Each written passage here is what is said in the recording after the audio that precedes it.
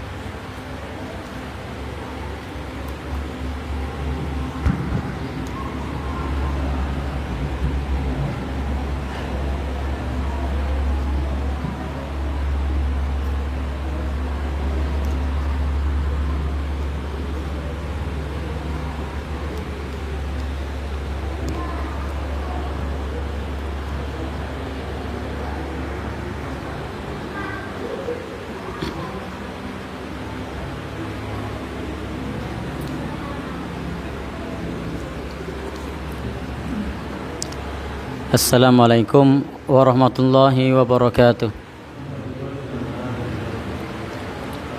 Alhamdulillah, innal hamdalillah nahmaduhu wa nasta'inuhu wa nastaghfiruh wa na'udzu bihi min syururi anfusina wa min sayyiati a'malina.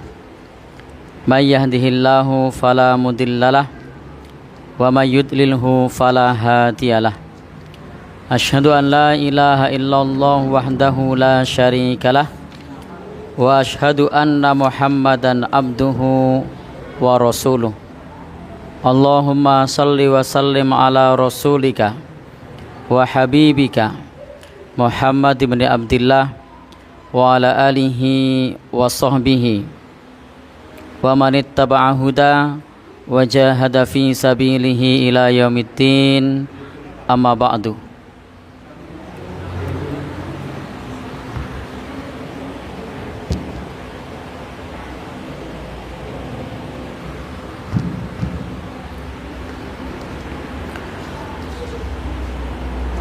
Bapak Ibu ingkang minulya, pertama-tama kita panjatkan puji syukur kehadiran Allah yang masih melimpahkan kepada kita rahmat dan hidayahnya.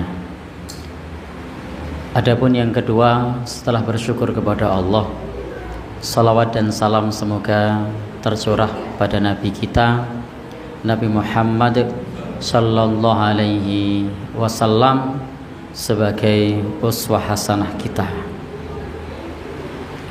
Adapun yang ketiga, kita akan lanjutkan taklim kita di bab yang terkait dengan imam makmum atau hukum-hukum shaf.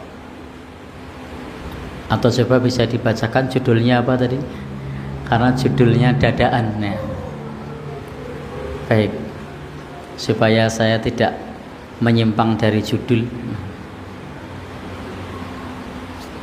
Sudah ketemu? Saya belum. Oke, letak imam dan makmum serta hukum shaf ya. Baik, Bapak Ibu yang berbahagia yang dirahmati Allah Subhanahu wa taala. Jadi hukum yang terkait dengan imam, terutama letak imam dan makmum. Nah, sebelum ke situ saya akan membaca beberapa hal,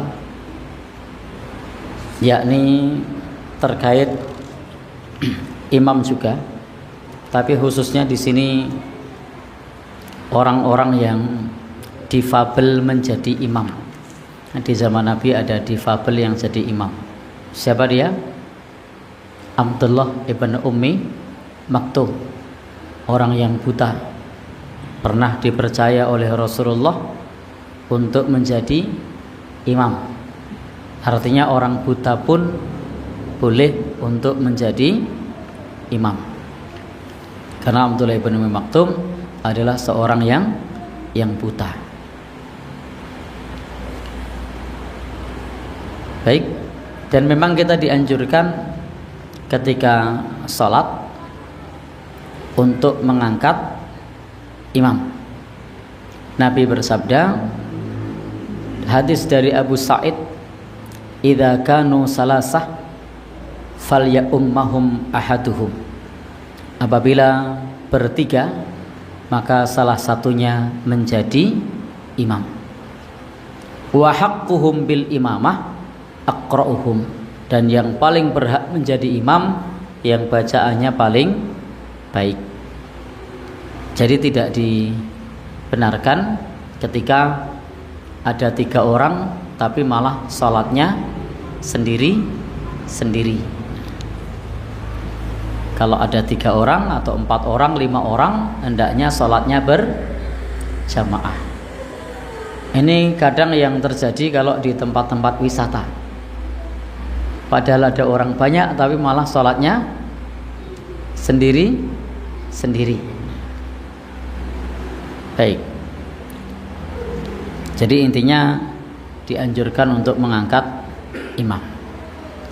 Dan ketika ada yang mukim, maka yang mukim lebih berhak untuk menjadi imam.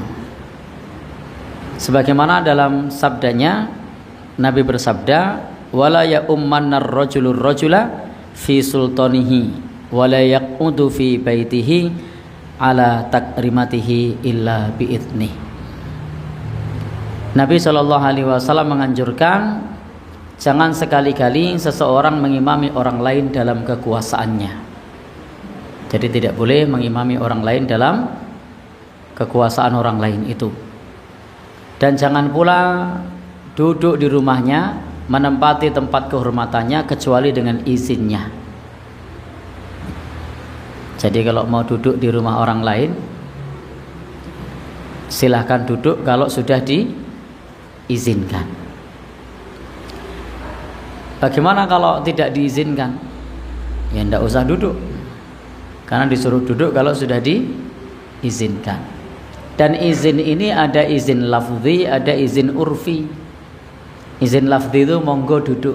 Nah kalau izin urfi itu biasanya kalau ke situ wis kulino rono mesti kon duduk. Ya sudah. Maka di situ wis konco kental begitu ya ndak perlu di monggo duduk, mah ora tengok tenan. Sudah konco kental atau sudah keluarga dekat seperti Pak Wanto dan Pak Tri, itu saya yakin Pak Wanto tidak bilang monggo duduk. Demikian pula Pak Tri tidak bilang monggo duduk. Ngeten niku mboten, Pak. Nah, maka disinilah izinnya sudah biasanya ya duduk. Jadi begitu masuk langsung duduk, itu tidak masalah kalau itu. Tapi kita ini baru bertamu sekali, datang kok tahu-tahu langsung mlebu langsung. Nah, duduk ya. Silahkan masuk kalau dipersilahkan masuk. Baik. Intinya di sini sesuai dengan bab kita, tidak boleh mengimami di tempat orang lain kecuali diizinkan. Jadi hukum asalnya orang lain itu tidak boleh mengimami. Baru boleh kalau sudah diizinkan. Kalau belum diizinkan, tidak usah jadi imam di tempat orang lain. Saya pribadi ketika ngisi taklim di masjid-masjid lain, saya memilih opsi jadi makmum ketimbang jadi imam. Kecuali memang wis di dalam tanda kutip dipaksa berkali-kali, ya sudah mengalah. Maka Mas Agus tuh tahu tempat di mana yang saya jadi imam dan di mana yang pada umumnya saya tidak mau. Nah, jadi imam ya di masjid itu saja, yang lain tidak mau. Kenapa? Karena kalau di tempat yang saya jadi imam itu nek ora dadi imam ini, yang lain tidak akan maju dan pasti didorong.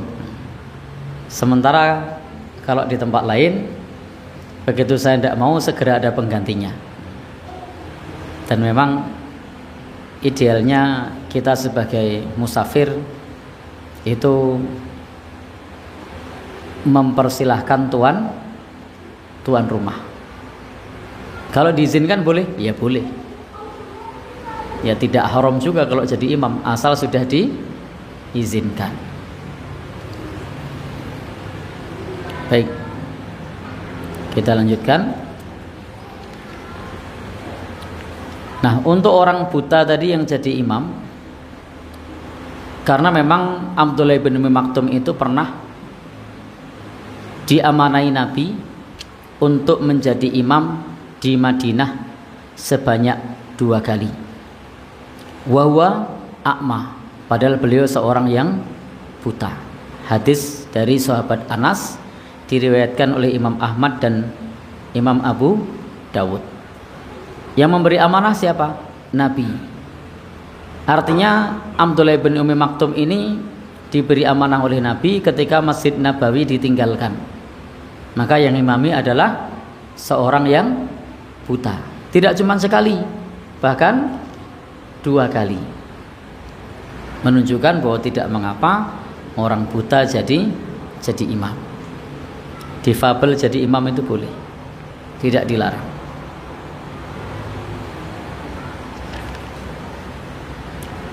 Baik, Bapak dan Saudara. Jadi prinsipnya di sini orang yang cacat itu boleh jadi imam. Meskipun sebenarnya orang yang difabel tadi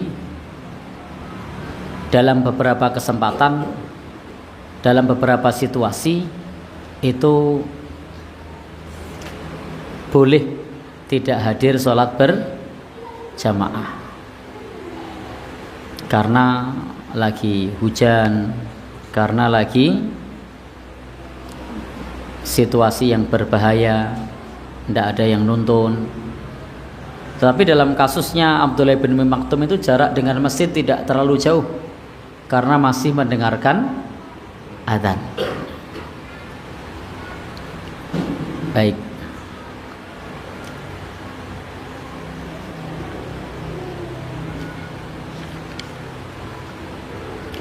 Lalu bagaimana kalau ada orang yang fasik jadi imam? Orang fasik itu orang yang melakukan dosa besar atau orang yang terang-terangan bermaksiat. Itu disebut orang fasik. Dan situasi seperti itu kadang terjadi. Dikenal sebagai orang yang senengane gelut, tapi di satu saat dikasih kesempatan jadi imam. Atau ada orang yang hobinya sebenarnya sering judi, tapi kadang pula menjadi imam. Sudah masyhur judi tapi jadi imam. Sudah masyhur apalagi selain judi biasanya miras, jadi imam. Saya beberapa kali dicurhati jamaah, tapi tidak tahu itu orang mana karena curhatnya lewat WA. Bagaimana sikap saya ketika imamnya biasa berjudi? Bolehkah saya bermakmum dengannya? Dan seterusnya, pertanyaan-pertanyaan seperti itu muncul. Dari sahabat Jabir dari Nabi SAW, beliau bersabda, la ta'ummanna, tidaklah boleh menjadi imam, imra'atun, seorang perempuan, rajulan mengimami laki-laki. Jadi seorang perempuan tidak boleh mengimami laki-laki. Demikian pula wala a'rabiyun muhajiran, dan jangan pula seorang badui mengimami muhajir. Wala ya ummanna fajirun mu'minan, demikian pula jangan sekali-kali orang yang fajir, orang yang durhaka, orang yang fasik mengimami orang yang beriman. Illa ayak harahu bisultanin, kecuali karena paksaan dari penguasa, ya khofu sautahu au saifahu, penguasa yang ditakuti cambuknya atau pedangnya. Jadi orang fasik tadi, orang pendurhaka tadi boleh jadi imam jika dia seorang penguasa atau yang diamanai oleh penguasa, sementara penguasanya sangat ditakuti. Penguasanya bilang kepada penjudinya, "Imam, ya wis, mau apa lagi?" Sementara penguasanya ditakuti. Atau juga justru yang hobi minuman keras itu malah penguasanya. Misalnya penguasanya hobi minuman keras, misalnya penguasanya melegalkan minuman keras. Ini cuman misalnya loh. Baik. Jadi maka di sini karena penguasa boleh tidak jadi imam? Boleh. Karena ditakuti. Nah, ditakuti. Andai misalnya ada yang berusaha mencegah, itu malah membahayakan dirinya sendiri. Maka penguasa tadi boleh jadi imam karena ya khofu sautahu au saifahu, ditakuti cambuknya atau ditakuti pedangnya. Jadi kesimpulannya orang fasik boleh tidak jadi imam? Boleh jika kepanjangan dari penguasa. Karena kita sebagai rakyat sipil tidak bisa apa-apa kalau penguasa sudah bertindak. Paling banter yang punya kapasitas, yang punya akses memberi nasihat. Selebihnya tidak ada lagi yang bisa kita lakukan. Misalnya ada penguasa melegalkan minuman keras, ya kita tidak bisa apa-apa. Paling banter hanya bisa memberi nasihat bagi yang punya akses dan punya kemampuan untuk itu.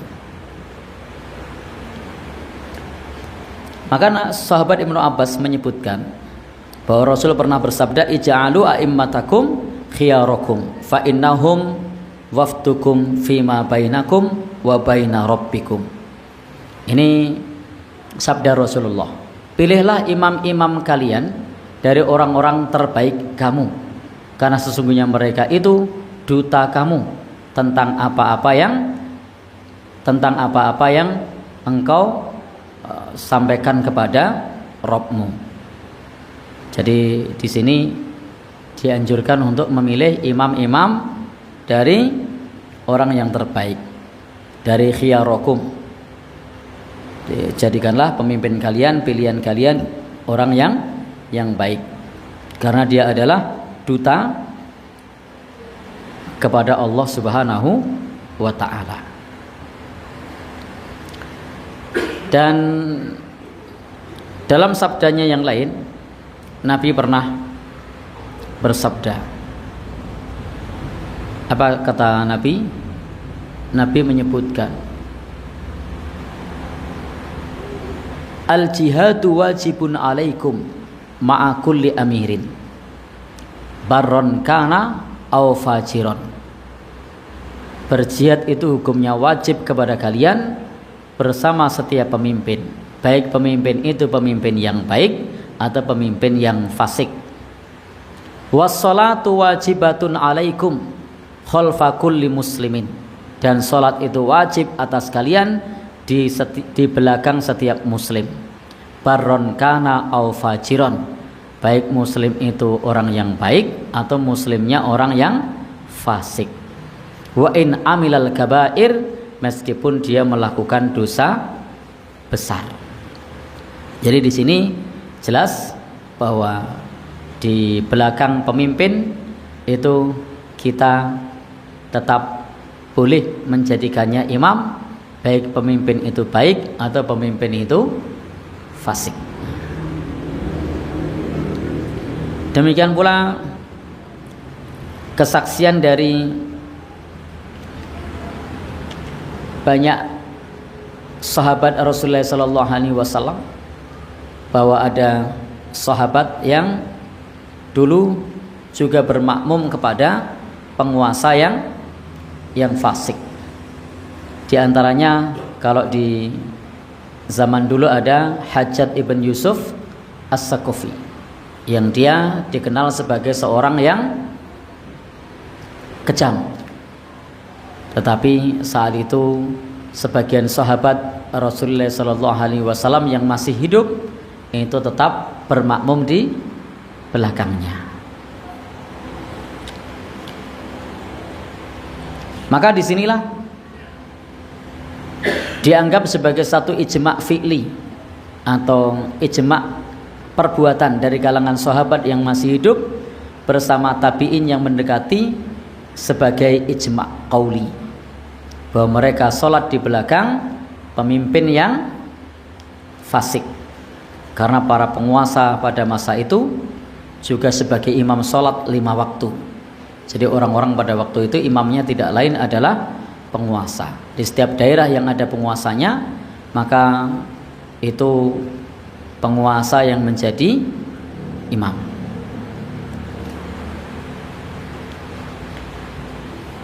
Baik, jadi kesimpulannya boleh kalau dia seorang pemimpin. Kalau bukan pemimpin, selama orang fasiknya itu sembunyi-sembunyi, boleh.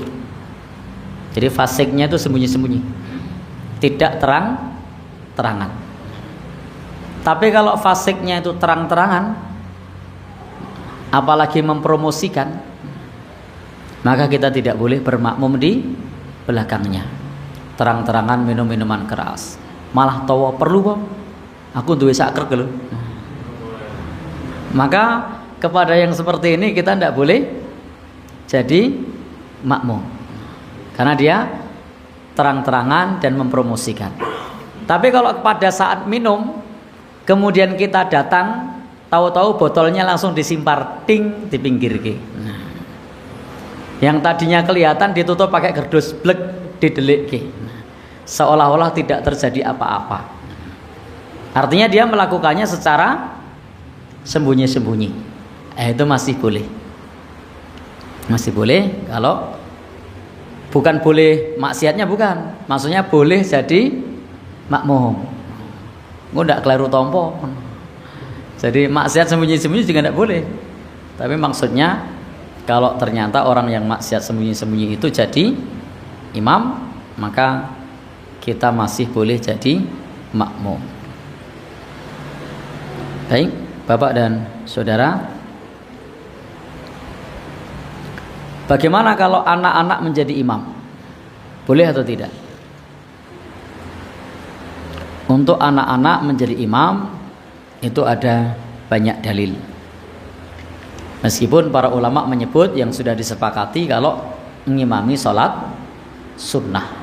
Untuk sholat wajib itu para ulama berbeda pendapat. Kalau Imam Syafi'i jelas membolehkan karena beliau dulu hafal Quran sejak umurnya masih kecil, sehingga membolehkan anak kecil menjadi imam. Dan pensyarah kitab ini juga menjelaskan bahwa di dalam sabda-sabda Nabi atau di dalam kejadian-kejadian di zaman Nabi, pernah ada seorang anak yang usianya masih 7 tahun atau 8 tahun yang kemudian dia menjadi imam. Sebagaimana disebutkan dalam riwayat Nasa'i bahwa kuntu a'ummuhum wa ana benu samani sinin. Dulu aku menjadi imam mereka. Ini pernyataan dari Amar. Amar ini umurnya masih 8 tahun dan pada saat itu menjadi imam. Maka menunjukkan bahwa anak kecil bisa jadi imam. Dan memang ada hadis dari sahabat Ibnu Mas'ud, la ya ummul gulam hatta tajiba alaihil hudud. Janganlah anak-anak menjadi imam sehingga sampai usia dikenai hukum had, yakni sudah balik. Maka disinilah karena ada dalil semacam ini sehingga ulama berbeda pendapat. La ya ummul gulam hatta yahtalim. Janganlah anak-anak menjadi imam sehingga dia balik. Sehingga para ulama pada umumnya menjelaskan bahwa anak-anak itu boleh jadi imam dalam sholat sunnah tapi tidak dalam sholat wajib. Tetapi sebagian ulama berpendapat tidak mengapa meskipun sholat wajib, karena adanya hadis yang menjelaskan Ammar menjadi imam. Hanya saja yang diperselisihkan saat Ammar menjadi imam itu, apakah saat itu Ammar ngimami sholat wajib atau sholat sunnah. Maka ketika disebutkan oleh Ammar tadi bahwa dia dijadikan imam, menunjukkan anak kecil memang boleh menjadi imam. Dasarnya ialah keumuman sabda Nabi. Apa keumumannya? Hendaknya yang menjadi imam aqra'uhum li kitabillah, yang bacaannya paling banyak. Jadi kalau bacaannya yang paling baik, kalau bacaannya paling baik meskipun anak kecil, dia boleh jadi imam. Imam Ahmad bin Hanbal pernah menyampaikan bahwa dalam hal ini tidak sepengetahuan Nabi Shallallahu Alaihi Wasallam dan disanggah bahwa keimaman anak kecil itu terjadi pada saat turunnya wahyu, dan tidak adanya takrir terhadap salah seorang sahabat itu berarti keliru. Karena itu kemudian beristidlal, mengambil dalil dari sabda, dari pernyataan para sahabat seperti Abu Sa'id dan Jabir, kunna na'zil wal Qur'anu yanzil, kami dahulu azal dan Al-Quran masih turun. Maka juga bisa menggunakan dalil ini bahwasanya pada saat itu Amr bin Salamah itu menjadi imam dan makmumnya adalah para sahabat, dan tidak ada Al-Qur'an, tidak ada wahyu yang melarangnya. Tidak ada wahyu yang melarangnya. Tetapi tetap di kesimpulan akhir ulama beda pendapat. Kalau kasusnya Imam Syafi'i, memang beliau sudah hafal Quran sejak masih kecil. Ya, kalau beliau hidup di zaman ini, beliau sudah hafal Quran padahal masih kelas 1 SD atau bahkan belum masuk SD, belum masuk sekolah. Saya tidak tahu itu cara beliau hafal itu bagaimana. Karena sekarang ini sudah, jangankan anak belum masuk SD, yang SD SMP saja susah. Jangankan SD SMP, yang sudah kepala 3, kepala 4 seperti kita aja susah. Ya, itu satu kelebihan yang Allah berikan kepada mereka yang hafal Al-Quran di usia masih muda. Tentu juga dengan kegigihan semangatnya di dalam menghafal Al-Quran. Maka di sini ikhtiyat sebagai bentuk kehati-hatian. Kalau mau ngangkat anak kecil jadi imam, mintalah mengimami sholat sunnah seperti sholat taraweh, seperti sholat tahajud, atau sholat-sholat sunnah yang lainnya. Adapun untuk sholat wajib sebagai kehati-hatian, maka diimami oleh orang yang dewasa. Karena memang hadis-hadis yang menjelaskan larangan mengimami sebelum balik itu adalah diriwayatkan yang saat ini sangat sedikit yang mengenal perawi ini. Ya, biasanya kan kita mengenal perawinya Imam Bukhari, Imam Muslim, Imam Ahmad, Imam Nasai, misalnya Imam Turmudi. Lah, ini dalil yang menjelaskan mengenai larangan mengimami yang sebelum usia balik, itu riwayatnya Al-Athram. Dan saya yakin di antara yang hadir di sini mungkin baru dengar pertama kali hadis riwayat Al-Athram. Maka disinilah bagi yang kemudian tetap membolehkan itu mengabaikan hadis ini, karena hadis ini perawinya sebagai perawi yang saat ini sedikit yang mengenal dan jarang yang menggunakan. Jadi jarang yang menggunakan. Sudah pernah sebelumnya hadis riwayat Asram gitu? Ya. Belum ya? Baik.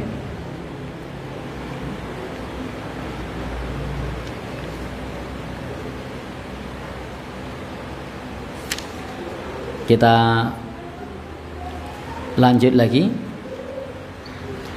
Makmum duduk di belakang imam yang berdiri. Makmum duduk di belakang imam yang berdiri.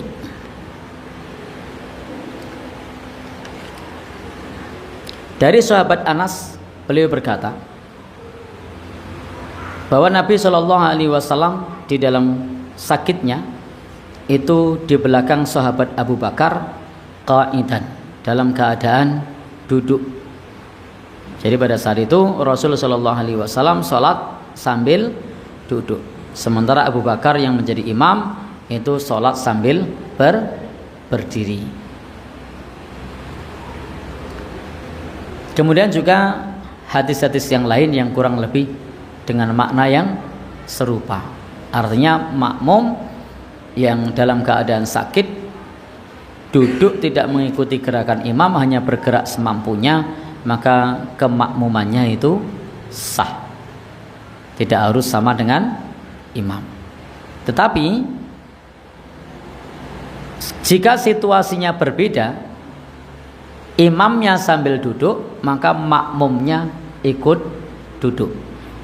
Berbeda kalau imamnya berdiri, makmumnya boleh duduk. Tapi kalau imamnya yang duduk, maka makmumnya semuanya duduk. Sudah pernah belum praktek ini? Ada imam yang sakit tetap datang ke masjid jadi imam, imamnya duduk, maka makmumnya semuanya duduk. Tuntunannya begitu. Dan ini hadis riwayat Imam Bukhari, hadis riwayat Imam Muslim, hadis riwayat Imam Ahmad. An Aisyata, dari Aisyah, annaha qalat, bahwasanya beliau berkata, Rasul sallallahu alaihi wasallam fi baitihi wa huwa syakit, di rumahnya ketika beliau saat itu sedang sakit. Lalu fasalla jalisan, Rasul salat sambil duduk. Wa shalla wara'ahu qaumun qiyaman, kemudian sejumlah orang salat di belakang Nabi bermakmum sambil berdiri. Fa asyara ilaihim, maka Nabi SAW memberikan isyarat kepada mereka, anijlisu, agar mereka yang berdiri itu untuk duduk. Jadi makmumnya yang berdiri tadi sama Nabi disuruh duduk. Falamman sarafa, begitu sudah selesai salat, Nabi bersabda, innama ju'ilal imam liyutamma bihi, sesungguhnya imam itu dijadikan pemimpin untuk menyempurnakan salat, untuk diikuti. Fa idza raka'a farka'u, kalau imam rukuk maka rukuklah. Wa idza rafa'a farfa'u, dan jika imam itu bangkit maka bangkitlah. Wa idza shalla jalisan fasallu julusan, jika imam salat sambil duduk maka makmumnya juga salat sambil duduk. Dalam hadis muttafaq alaih yang lain disebutkan, idza qala sami'allahu liman hamidah faqulu rabbana walakal hamdu, wa idza shalla qa'idan fasallu qu'udan ajma'un. Apabila imam salat sambil duduk, maka semua makmumnya salat sambil duduk.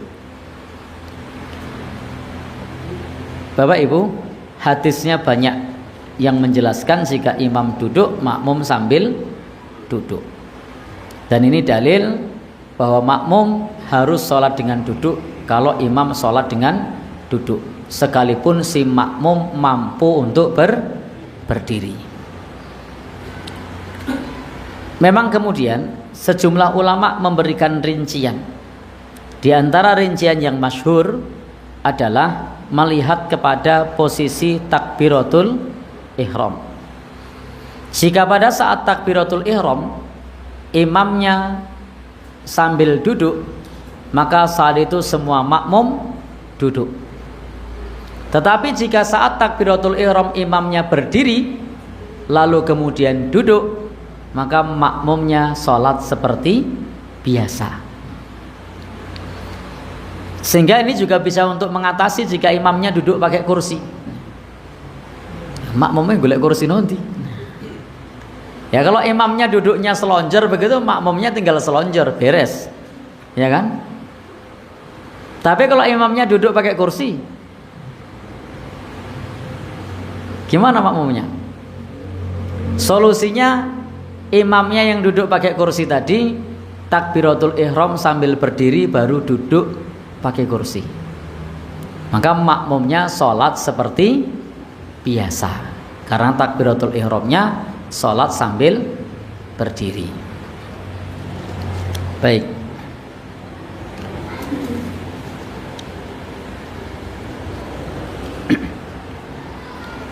Demikian pula orang yang berwudu boleh menjadi makmum orang yang bertayamum. Jadi orang yang berwudu boleh menjadi makmum orang yang bertayamum. Suatu saat sahabat Rasulullah SAW dalam satu peperangan, disebutkan oleh Sa'id bin Jubair, pernah Ibnu Abbas dalam satu perjalanan bersama beberapa sahabat Rasulullah, di antaranya Ammar bin Yasir, lalu mereka mengajukan dia sebagai imam. Karena dekatnya ikatan keluarga dengan Rasulullah sallallahu alaihi wasallam, maka pada suatu hari Ammar sholat bersama mereka. Lalu ia pun tertawa dan memberitahu kepada mereka bahwa saat itu dia dalam keadaan junub, lalu dia bertayamum. Demikian pula pernah terjadi pada sahabat Amr ibn Al-As. Dan ketika itu sampai kepada Nabi, walam yungkir dzalika Rasulullah. Rasulullah sallallahu alaihi wasallam tidak mengingkari. Artinya apa? Boleh imam yang tadi tayamum menjadi makmum orang yang berwudu. Jadi imam yang bertayamum meskipun tayamumnya tadi karena junub, dia boleh jadi imam, mengimami orang yang berwudu.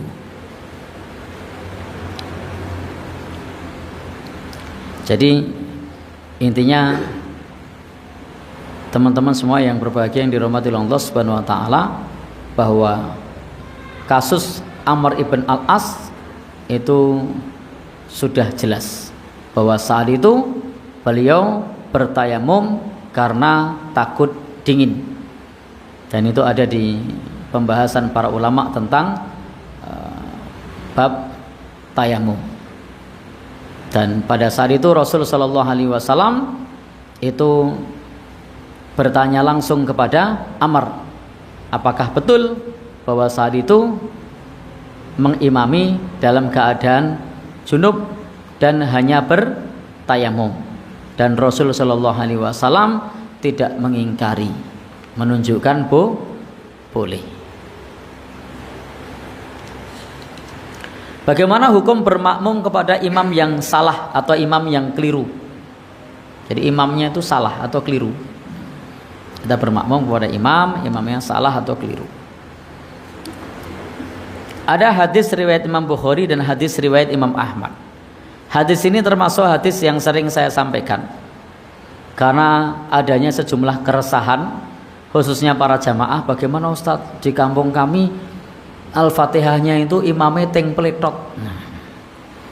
Bagaimana Ustadz, di tempat kami imamnya sholatnya terlalu cepat. Bagaimana di tempat kami imamnya itu makhrajnya tidak tepat, dan seterusnya. Maka hadis ini bisa menjadi salah satu pertimbangan. Apa pertimbangannya? Nabi bersabda, yusalluna bikum fa in asabu falakum walahum fa in akhtau falakum wa alaihim. Imam kalian, para imam sholat bersama kalian. Jika mereka benar, maka pahalanya untuk kamu dan untuk mereka. Jadi imam itu beruntung, pahalanya gede. Kenapa? Karena kalau benar, pahalanya untuk imam dan makmum. Tetapi juga apa kata Nabi? Fa in akhtau falakum wa alaihim. Kalau ternyata imamnya keliru, pahalanya untuk makmum dan dosanya untuk imam.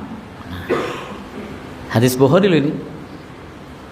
Sehingga tidak perlu ragu lagi kalau kita mau bermakmum kepada imam yang dari sisi bacaan kurang pas.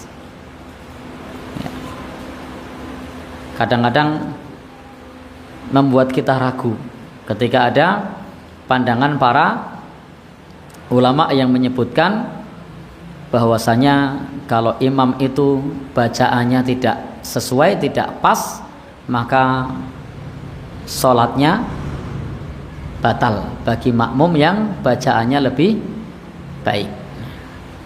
Itu satu pendapat yang masyhur. Maka di sini kita perlu untuk menimbang antara membatalkan atau tetap mengikuti. Kalau saya memilih berpatokan pada hadis ini, bahwa pemimpinmu adalah imammu, adalah pemimpinmu. Kalau benar, pahalanya untuk imam dan makmum. Dan kalau salah, pahalanya untuk makmum, dosanya untuk imam. Baik. Ini sebenarnya berita gembira atau berita buruk ya? Ya? Gembira. Saya memahaminya kok berita buruk bagi imam ya. Ya. Gimana? Oh, makmum ya. Baik. Dari Sahal bin Sa'ad juga disebutkan, sami'tu Rasulullah sallallahu alaihi wasallam yaqul, al-imamu dhaminun. Nabi bersabda, aku mendengar Rasulullah sallallahu alaihi wasallam. Jadi di sini Sahal bin Sa'ad mengatakan, aku mendengar Rasulullah sallallahu alaihi wasallam bersabda, imam itu penanggung jawab. Al-imamu dhaminun. Imam itu penjamin, penanggung jawab. Fa idza ahsana falahu walahum. Kalau baik, pahalanya untuk imam dan makmum. Wa in asaa, kalau rusak, kalau jelek, fa alaihi, dosanya untuknya. Wala alaihim, dan tidak untuk makmumnya. Jadi bukan makmum yang nanggung imam. Saya kok semakin mantap jadi makmum ya. Baik. Semakin mantap jadi makmum ini. Baik. Waqad sahha an Umar, dan sahih dari sahabat Umar, annahu shalla bin nas wa huwa junubun wa lam ya'lam fa'ada wa lam yu'aidu wa kadzalika an Utsman. Ini pernah terjadi dalam hadis yang sahih dari sahabat Ibnu Umar, bahwa dia pernah sholat bersama orang banyak padahal ia junub, tapi lupa, tapi tidak tahu. Jadi saat itu ia menjadi imam dan dalam keadaan junub, lali, manusiawi. Manusiawi. Ini terjadi pada sahabat. Yang seperti ini ada hikmah. Ada hikmah. Coba kalau tidak terjadi. Kalau ada kasus seperti ini kan gimana hukumnya? Nah, karena terjadi, maka kita bisa mengambil hukum. Lalu kemudian dia mengulangi sholatnya, sementara jamaah tidak mengulanginya. Jamaahnya tetap sah. Andai itu jamaah, andai tidak sah, mesti jamaahnya disuruh mengulang. Ternyata yang mengulang hanya imamnya. Demikian pula pernah terjadi pada sahabat Utsman. Baik. Jadi ini apa namanya? Sahabat Utsman juga pernah seperti itu. Sahabat yang dijamin masuk surga. Pernah begitu. Artinya ini satu peristiwa yang manusiawi yang namanya lupa itu. Dan pada saat itu beliau mengulangi sholat, sementara makmumnya tidak mengulangi sholat. Makmumnya tidak mengulangi sholat. Baik. Demikian pula diriwayatkan pula dari sahabat Ali. Menurut ceritanya sahabat Ali sendiri. Jadi intinya kalau ada kita bermakmum kepada imam yang salah karena meninggalkan syarat atau kewajiban, nah, maka di sini kita sebagai makmum, sementara imam itu meninggalkan itu atau kurang pas dan imam itu tidak tahu, maka makmumnya sah. Yang tidak sah itu kalau kemudian sudah tahu tapi dilanggar. Dalam kasus ini kan tidak tahu. Dan imam yang keliru itu kan tidak tahu kalau dia keliru. Imam yang bacaannya tidak baik itu memang dia sudah merasa baik. Buktinya dia mau jadi imam. Kalau merasa tidak baik kan tidak mau jadi imam. Maka kesimpulannya imam yang bacaannya tidak baik itu dia tidak tahu kalau bacaannya tidak baik. Tahu tidak kira-kira imam yang bacaannya tidak baik itu kalau bacaannya tidak baik? Ya? Tahu apa enggak? Enggak tahu. Kalau tahu mesti malu. Ya kan? Saya pernah satu saat itu mampir masjid. Iramanya bagus sih didengar. Sayangnya dari sisi makhraj dan panjang pendek tidak tepat. Saya dengar sendiri. Bahkan dalam tanda kutip saya sangat respect dengan iramanya yang enak didengar. Saya tidak bisa punya irama yang seindah itu. Sayangnya pas baca surat Al-Masad, Al-Lahab atau surat Tabbat, bacaannya seperti ini. Tabbat yada abi lahabiw wa tab. Benar apa keliru? Keliru. Tapi karena suaranya enak, ya orang-orang tidak ada yang protes. Walaupun saya sebagai orang yang mampir masjid itu ya, saya perasaannya tidak nyaman. Walaupun respect dengan suaranya dan iramanya yang enak, tapi karena panjang pendeknya tidak tepat ya, ada rasa tidak nyaman. Dan saya yakin imam tadi tidak tahu kalau bacaannya keliru. Nah, kira-kira tahu enggak? Tidak tahu. Nah, dalam kasus imam yang tidak tahu di mana letak kekeliruannya, maka makmum hukumnya sah. Jadi makmum hukumnya sah. Kecuali ada makmum yang mau ngasih tahu. Sayangnya di tempat kita itu tidak ada makmum yang ngasih tahu. Saya pun waktu itu tidak kemudian setelah selesai sholat saya datang, tidak. Saya ya apa perlu nih mampir nongkono jamaah begitu rampung ya terus ke perjalanan. Tidak kemudian datangi imamnya, Pak Imam tadi bacaannya panjang pendeknya keliru. Nah. Baik. Yang diantara yang hadir ini sudah ada enggak yang pernah ngoreksi imam begitu setelah sholat? Ya? Enggak ada? Kalau saya alhamdulillah sering ngoreksi imam, tapi pas sholat. Kalau di luar sholat ngomongi orang tahu. Kalau pas sholat sering. Tapi kan imamnya jadi bingung. Misalnya watab, saya bilang watab, balik mana? Watab, watab, watab. Jadi imamnya jadi bingung. Karena tidak tahu di mana letak kesalahannya. Jadi seringnya kalau dalam sholat. Kalau dalam sholat saya yakin semua pernah ngoreksi. Ya. Kalau dalam sholat semua pernah ngoreksi. Tapi kalau di luar itu kok rasanya apa? Ewuh ya, sungkan. Beribun? Tapi pas sholat tidak nesu tuh? Oh baru sholat ya. Baik.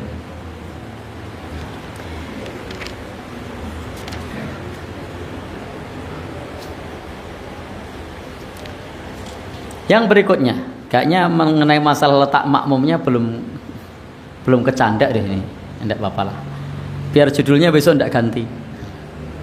Ya. Jadi hari ini belum sesuai judul, baru imamnya dulu nih. Nanti biar pekan depan judulnya tidak ganti. Tapi kayaknya pekan depan ya. Pekan depan tidak bisa ya? Ya bisa. Bisa kan? Ya.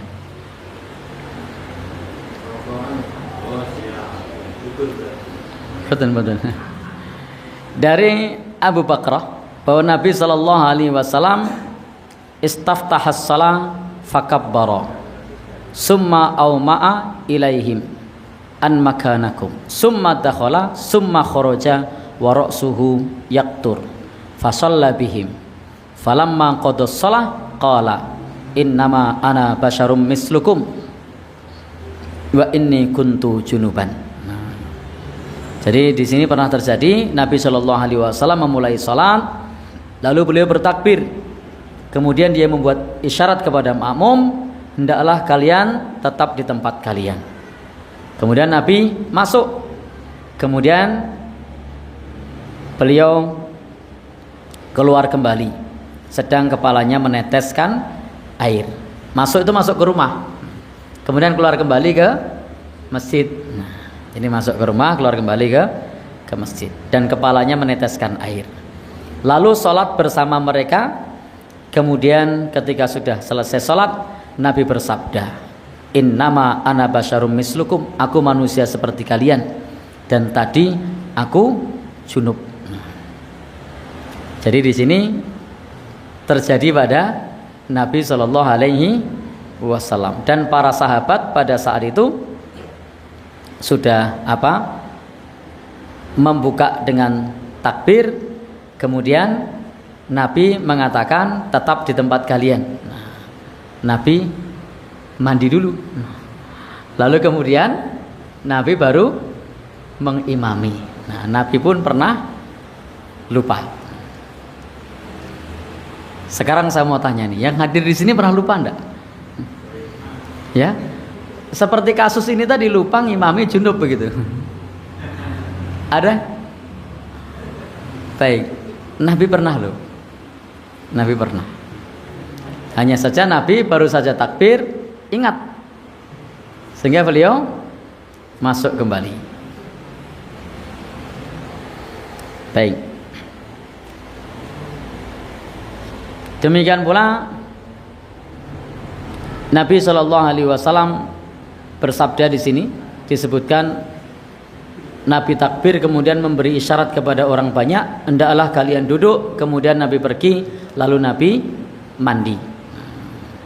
Jadi kalau kelingan begitu baru takbir, tidak apa-apa, jangan bilang ke jamaah, nyun sewu ditenggorin nggih. Kalau ajeng napa? Kamar mandi dulu. Boleh. Pripun? Atau kalau enggak, karena di tempat kita kan tidak pakai imam tetap. Karena tidak pakai imam tetap, nunjuk yang lain. Nah, kalau dalam kasus zaman Nabi kan imamnya memang Nabi, yang lain tidak mau jadi imam. Nah, Nabi dalam keadaan sehat, yang lain terima nunggu. Nah, kalau di tempat ini begitu sudah qomat begitu kan, sudah takbir, ditenggo sekedap nggih. Nah, kula ajeng kamar mandi. Nah, ya ora gelem ngenteni. Nah, maka segera tunjuk yang lain. Nah, Pak Wanto lagi ngimami begitu, Allahu Akbar, aduh galingan. Nah, jenengan tidak usah perlu ditenggo sekedap, langsung bilang kepada adiknya. Ini yang lebih sepuh, lebih muda yang mana toh? Bener ya? Lalu bilang kepada adiknya, Dek Tri, ngimami ya. Lan jenengan Mas, aku harap nang buri sedilo. Baik, ora ket mau. Baik. Boleh? Boleh. Jadi bisa seperti itu. Baik, Bapak Ibu yang berbahagia, yang dirahmati Allah, ini contoh-contoh yang terjadi. Sebagaimana dulu sahabat Umar itu pada saat ngimami sholat, sebagaimana disebutkan bahwa ketika beliau sholat ditusuk, jadi beliau ditusuk.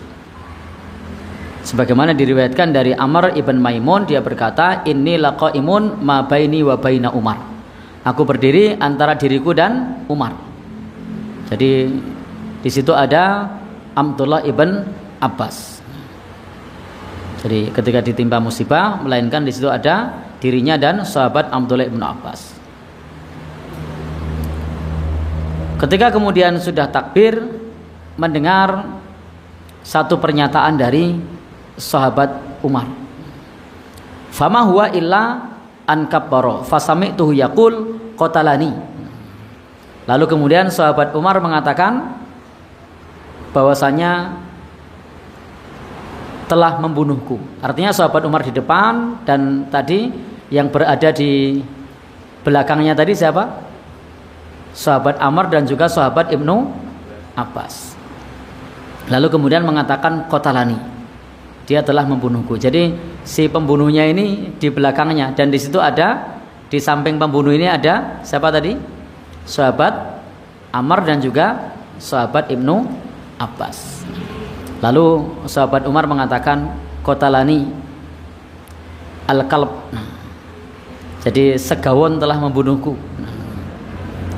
Atau aku dimakan akalanil kalb, aku dimakan segawon, aku digigit segawon. Jadi ini bahasa sahabat Umar yang karakternya keras, pakai bahasa seperti itu pada saat beliau ditusuk. Baik, lalu kemudian apa pada saat ditusuk itu? Watana wala Umar Abdurrahman ibn Auf faqaddamahu. Nah, ketika ditusuk itu, maka sahabat Umar kemudian apa? Nyawel atau apa namanya? Meminta untuk menggantikan sahabat Abdurrahman bin Auf. Lalu ia mengajukannya. Jadi sahabat Abdurrahman bin Auf diminta untuk jadi imam. Maka kemudian pada saat itu fasalla bihim sholatan khafifah, lalu sholat dengan sholat yang ringan. Jadi sholatnya dipercepat. Sholatnya dipercepat. Karena sahabat Umar dalam keadaan bersimbah darah. Baik, ini menunjukkan bahwa pada saat sholat bisa saja digantikan oleh imam yang lain. Tidak harus batal imamnya. Pada saat sholat jahar ternyata suaranya orang metu, maka bisa imamnya mundur, yang jadi makmum tadi suruh jadi imam, yang jadi imam tadi berubah jadi makmum. Itu boleh kalau suaranya hilang. Maka Bapak Ibu, itu juga menjadi salah satu cara menolak jadi imam secara halus kalau suaranya sedang serak. Begitu alhamdulillah itu serak, kan sudah takbir tadi, maka langsung mundur, belakangnya dorong ke depan, tidak mungkin nolak. Pripun?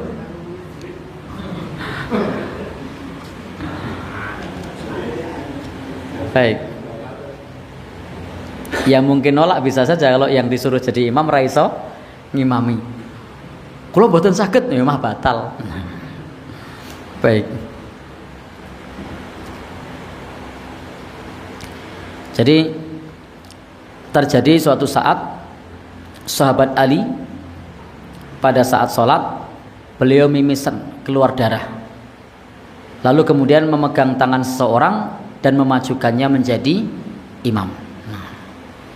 Jadi orang lain diminta jadi imam karena dia sedang mimisan. Maka bisa misalnya pada saat sholat mimisan, pada saat sholat suaranya tidak keluar, itu bisa tukar posisi dengan makmum. Monggo saja kalau mau seperti itu, dengan catatan kejadian loh, ojo nggo dolanan mengko ora ono apa-apa mundur, tidak boleh kalau memang terjadi.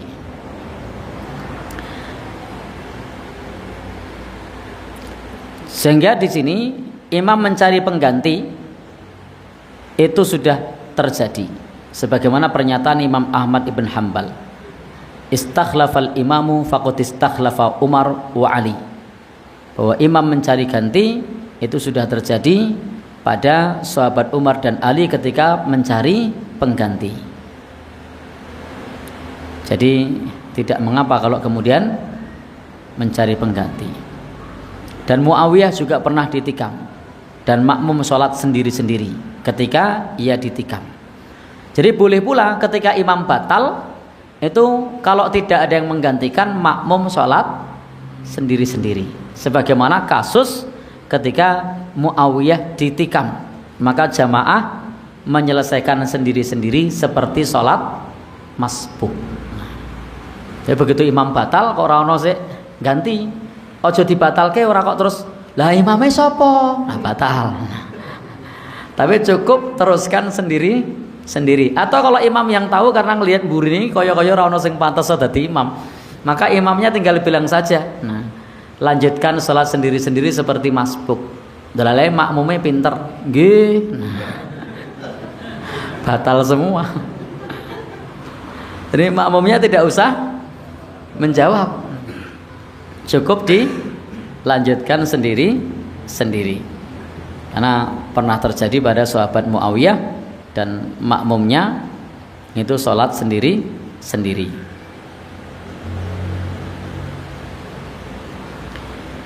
Baik, jadi intinya di sini luwes ya. Dalam menggantikan imam ini intinya luwes.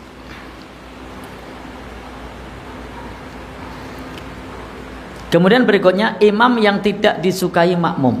Nah, imam yang tidak disukai makmum. Nah, setelah itu baru letak imam dan makmum. Nanti saya baca hadis 1 atau 2, nggo ngesah ke judul. Selanjutnya nanti pekan depan. Baik. Dari sahabat Abdullah bin Umar bahwa Rasul sallallahu alaihi wasallam pernah bersabda, "Salah satun la yaqbalullah minhum shalah." Ada 3 orang yang salat mereka tidak diterima. Jadi kata sahabat Abdullah bin Umar, Rasul sallallahu alaihi wasallam pernah bersabda, ada 3 orang yang salat mereka tidak diterima. Siapakah 3 orang yang salatnya tidak diterima ini? Yang pertama adalah man taqaddama qauman wa hum lahu karihun, yaitu orang yang mengimami suatu kaum sedang kaum itu tidak menyukainya. Jadi kalau ada imam yang maju tapi sebenarnya masyarakat tidak suka dengan orang tersebut, itu termasuk orang yang sholatnya tidak diterima. Maka kalau kita mau jadi imam, pikir-pikir dulu, kita ini termasuk disukai atau tidak. Jangan sampai kita kepedean pengen imam terus padahal orang tidak suka. Saya juga beberapa kali dicurhati jamaah itu di tempat kami, imamnya bacaannya kurang ini, tapi kalau qomat selalu maju ke depan. Bagaimana solusinya? Ya solusinya kandani, tapi kan tidak pernah ada yang kandani. Nyun ngapunten Pak, jenengan niku secara bacaan belum terpenuhi syarat untuk menjadi imam. Risikonya apa? Mutung. Ndak jadi imam, ndak sholat berjamaah. Ya. Biar ndak mutung ya caranya bilang saja, Ustadz saya mau belajar. Mau ngimami apa? At-takatsur. Kula ajeng sinau at-takatsur. Kula ajeng ngimami batih kula teng griya. Nyuwun tulung kula disimak. Nah, diwaca disimak. Jadi dengan bacaan yang benar supaya imamnya nyimak. Pripun Pak Ustadz? Nah, ada koreksi? Nggih. Maupun saya kok kula bangsule sepindah melih nggih, mun nyuwun disimak melih. Nah, udah disimak lagi, kok wau sik terakhir koyone kurang anu Pak nggih. Nah, coba iku sepisan melih. Wis krasa kuwi, oh bacaanku kleru nang kene iki. Cara mau ngereksi secara halus. Pripun? Iya, masa ora krasa dibaleni ping 3 lho. Baik. Pripun Pak? Baik. Intinya itu hanya sebuah metode saja untuk mengoreksi imam, tapi imam tidak tersinggung. Baik, lanjutkan.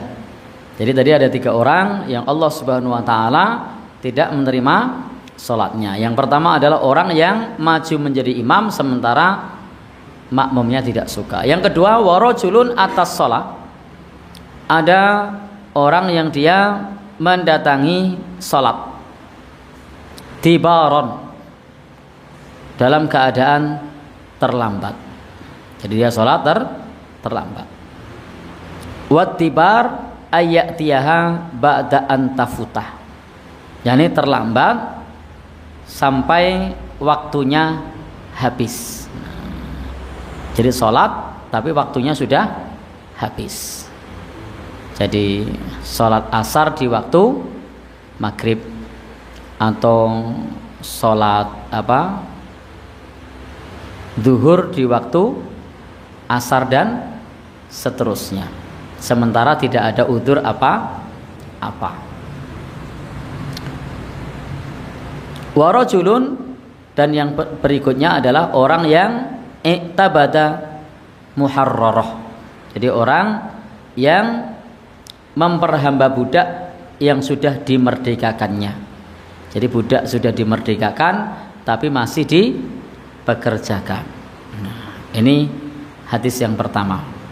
Hadis yang kedua itu dari Abu Umamah, dia berkata, ada 3 orang yang sholat mereka itu tidak dibalas oleh Allah Subhanahu wa ta'ala.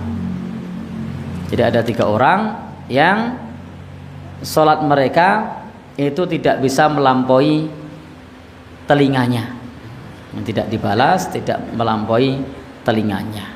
Siapakah mereka? Mereka adalah al-abdul abiqu hatta yarji, wa zaujatun batat wa zaujuha 'alaiha sakhit.